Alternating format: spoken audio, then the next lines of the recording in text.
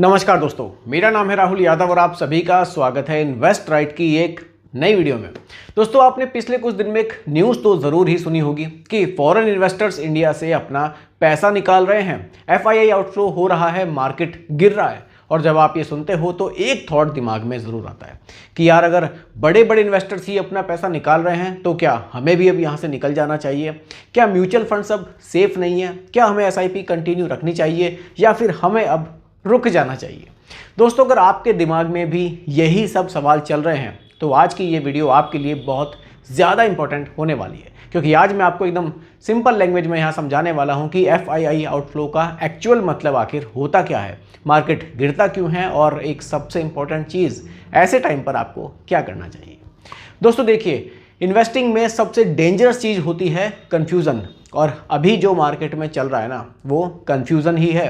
News में आप सुनोगे फॉरेन इन्वेस्टर्स ने 60,000 करोड़ से ज़्यादा पैसा निकाल लिया, बैंकिंग स्टॉक्स गिर गए, मार्केट प्रेशर में है। अब एक नॉर्मल इन्वेस्टर इस समय पर क्या सोचेगा कि भाई, जब इतने बड़े बड़े प्लेयर्स ही निकल रहे हैं तो कुछ ना कुछ तो बड़ी प्रॉब्लम यहाँ पर आने वाली है, और वहीं से पैनिक स्टार्ट होता है। लेकिन आप थोड़ा सा रुको, यहीं पर गेम हमें समझना है।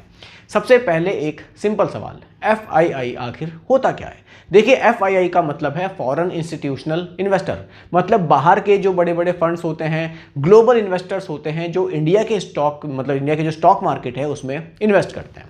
अब जब ये लोग पैसा डालते हैं, मार्केट ऊपर जाता है, और जब ये लोग अपना पैसा निकालते हैं तो मार्केट पर प्रेशर आ जाता है। ये तो एक बेसिक है जो हमने इसके बारे में समझा। लेकिन अब एक सवाल, क्या एफआईआई आउटफ्लो का मतलब यह है कि इंडिया वीक हो रहा है? आंसर है, ये ज़रूरी नहीं है। देखिए, एफआईआई का डिसीजन सिर्फ इंडिया पर डिपेंड नहीं करता, वो ग्लोबल फैक्टर्स को देखते हैं। जैसे कि यूएस इंटरेस्ट रेट बढ़ गए तो पैसा वहाँ शिफ्ट हो जाएगा, डॉलर स्ट्रांग हो गया तो इमर्जिंग मार्केट से पैसा निकल जाएगा। मतलब एक सिंपल लैंग्वेज में अगर मैं कहूँ, एफआईआई का पैसा बहुत फास्ट होता है, जहाँ अपॉर्चुनिटी दिखती है ये वहाँ शिफ्ट हो जाता है। इसका मतलब ये नहीं है कि इंडिया अब खराब हो रहा है। अब यहाँ एक इंटरेस्टिंग चीज़ को आप थोड़ा सा समझो।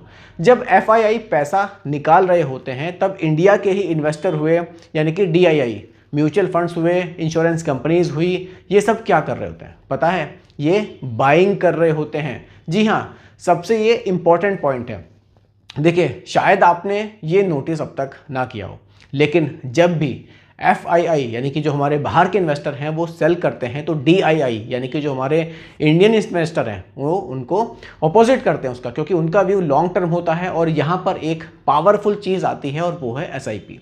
इंडिया में हर महीने लाखों लोग एसआईपी कर रहे हैं, 25 से 30 हज़ार करोड़ रुपए के आसपास तो एसआईपी से ही मंथली जो इन्फ्लो है वो आ रहा है।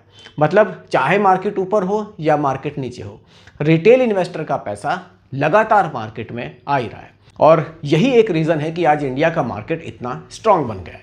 अब एक बार सिचुएशन को सिंपल एग्जांपल से हम लोग समझते हैं। मान लो एक मॉल है, कुछ बड़े बड़े कस्टमर्स वहाँ पर आते हैं, बल्क में शॉपिंग करते हैं और फिर वो चले जाते हैं। और दूसरी तरफ कुछ डेली कस्टमर्स हैं जो रोज़ थोड़ा थोड़ा सा खरीदते हैं, लेकिन खरीदते रोज़ हैं। अब अगर बड़े कस्टमर्स एक दिन नहीं आए तो आपको क्या लगता है, क्या मॉल बंद हो जाएगा? जी नहीं, क्योंकि जो डेली कस्टमर्स हैं ना, भले ही थोड़ा थोड़ा खरीद रहे थे, वो उसको चलाते रहेंगे। एग्जैक्टली यही इंडिया की मार्केट में भी हो रहा है। एफआईआई बड़े कस्टमर्स हैं और एसआईपी वाले जो रिटेल इन्वेस्टर्स हैं वो हमारे डेली कस्टमर्स हैं। और अब धीरे धीरे इंडिया का मार्केट रिटेल ड्रिवन हो रहा है। इसलिए सिर्फ एफआईआई आउटफ्लो देखकर पैनिक आपको अब नहीं करना चाहिए। अगर आप ऐसा करते हैं तो ये एक इनकम्प्लीट पिक्चर देखने जैसा है। अब मैं आपको एक और इम्पॉर्टेंट चीज़ भी यहाँ पर ज़रूर बताना चाहूँगा। हिस्ट्री में जब भी एफआईआई ने हैवी सेलिंग की है, शॉर्ट टर्म में मार्केट गिरा है, लेकिन लॉन्ग टर्म में रिकवर भी हुआ है, क्योंकि इंडिया की ग्रोथ स्टोरी स्ट्रांग है। GDP growth, consumption, digital economy, सब कुछ स्ट्रांग है। अब यहाँ सबसे इंपॉर्टेंट पार्ट आता है कि आपको इस समय पर क्या करना चाहिए। देखिए, अगर आप एक लॉन्ग टर्म इन्वेस्टर हो तो एफआईआई आउटफ्लो आपके लिए थ्रेट नहीं है, ये एक अपॉर्चुनिटी है, क्योंकि जब मार्केट गिरता है आपको सस्ते में यूनिट्स मिल जाते हैं। लेकिन यहाँ पर एक प्रॉब्लम है, और वो क्या है? वो ये है कि लोग नॉर्मली यहाँ पर उल्टा करते हैं। मार्केट ऊपर जाएगा तो इन्वेस्ट करेंगे, मार्केट गिरेगा तो पैनिक, और इसी वजह से लोग पैसा नहीं बना पाते। अब एक बार अपने आप से आप पूछो, आप इन्वेस्टिंग आखिर कर क्यों रहे हो? 1-2 साल के लिए आप कर रहे हो या फिर 10 से 15 साल के लिए आप कर रहे हो? अगर शॉर्ट टर्म के लिए कर रहे हो तो आपको हर न्यूज़ से डर ज़रूर लगेगा, लेकिन अगर आप लॉन्ग टर्म के लिए कर रहे हो तो आपको पता होगा कि मार्केट का गिरना एक नॉर्मल सी चीज़ है और वही आपका एंट्री पॉइंट भी होता है। अब एक प्रैक्टिकल स्ट्रेटजी यहाँ पर हम समझ सकते हैं। अगर आप एक नॉर्मल SIP कर रहे हो, उसको कंटिन्यू रखो। अगर आपके पास कुछ एक्स्ट्रा पैसा है जिसकी ज़रूरत आपको कुछ टाइम तक नहीं है, तो आप करेक्शन के टाइम में उसको इन्वेस्ट कर सकते हो। और सबसे इंपॉर्टेंट चीज़, अपने गोल्स को हमेशा याद रखो, क्योंकि एंड में मार्केट न्यूज़ से पैसा नहीं बनता, डिसिप्लिन से बनता है।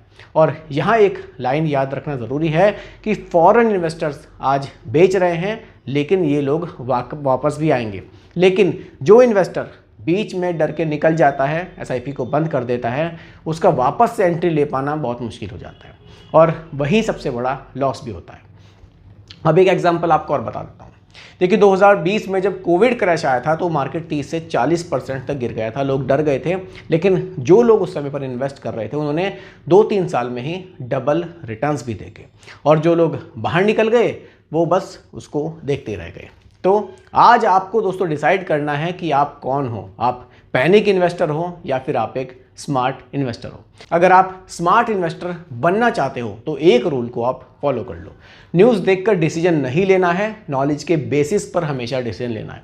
और अगर आपको ऐसा सिंपल और रियल वीडियोस आगे भी चाहिए तो चैनल को सब्सक्राइब करना मत भूलिएगा, और कमेंट में ज़रूर लिखिएगा कि FII आउटफ्लोज देखकर आप डर गए हो या फिर रेडी हो आप आगे भी इन्वेस्ट करने के लिए। मिलते हैं जल्दी एक और नई वीडियो के साथ। धन्यवाद।